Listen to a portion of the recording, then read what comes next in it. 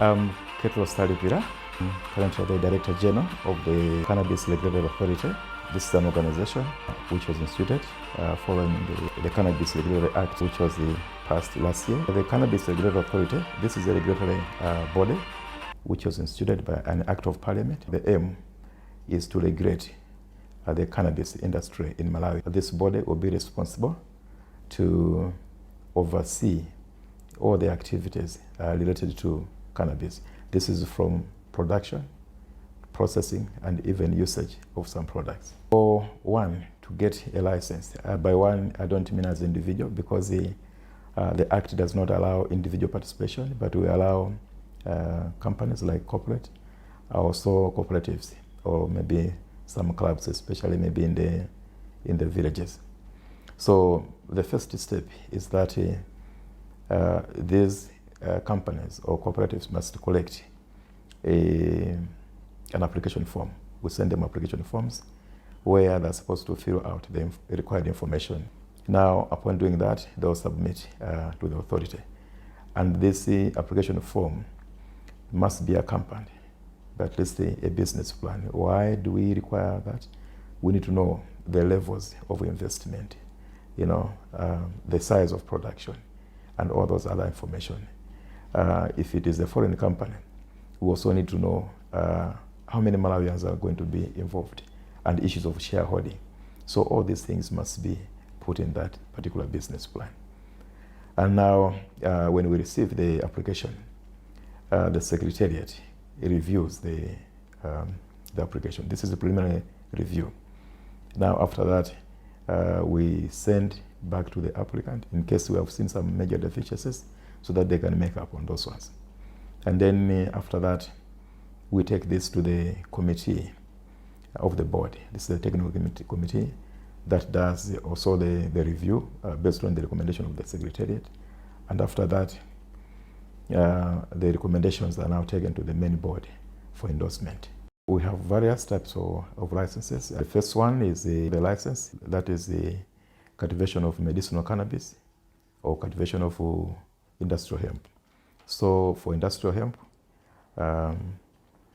the scrutiny fee is 385,000, while for medicinal, the scrutiny fee is 770,000.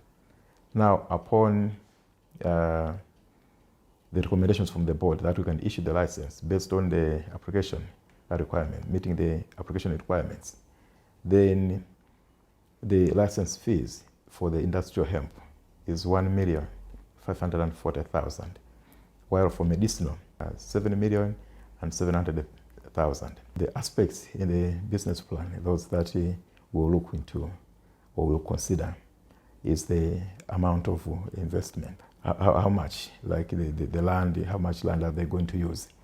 And how many people are they going to involve in that particular activity? How much are they going to probably make as a process from that particular market?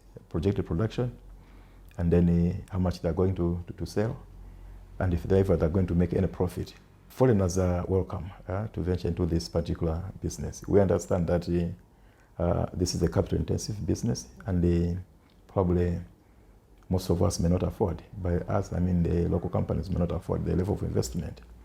But if Malawians can partner, with these foreign companies, then they could probably manage, some of the things. So we are going to allow a foreign investment on condition that they will partner with Malawians and they involve Malawians, in most of the activities. The authority is allowing cooperatives, to come and register for licensing. But now the model we're going to take is that we are going to look at a locality. We will not allow so much, spread, like activities. As you have mentioned, maybe one farm in Chinji, one farm in Lilongwe, maybe another one in Deza. No, we'd like maybe people in Chinji to organize themselves and probably form a cooperative. For now, we may allow at least a maximum of 100 people, in that particular cooperative. So these 100 people are going to share the cost of the license. And in that way, we felt at least we are helping, people out there in the villages, because now the shared cost of the license will be good.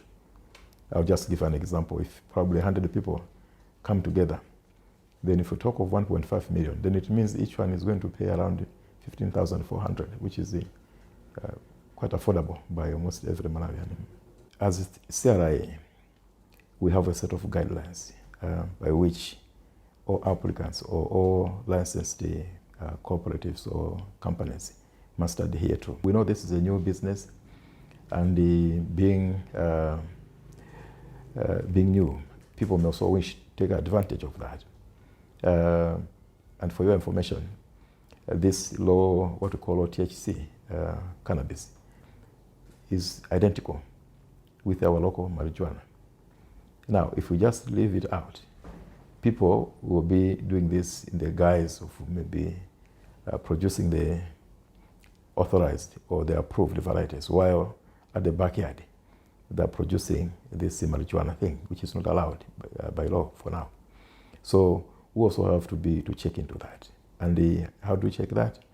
We have inspectors, we have analysts that will be going around to inspect and to take samples, even for analysis in the lab, so that we check the THC levels of what is being produced on the farm. CRA is in the process of having its own website. So we believe if we have the website, we should be able to put all the information that our leaders or those looking for that information, can easily access. So we are going to publish a list of all those that we have given licenses and the type of licenses that we have given, so that those who may wish probably to contact them, then can easily do so. There are a few critical issues that are affecting or are going to affect the cannabis industry.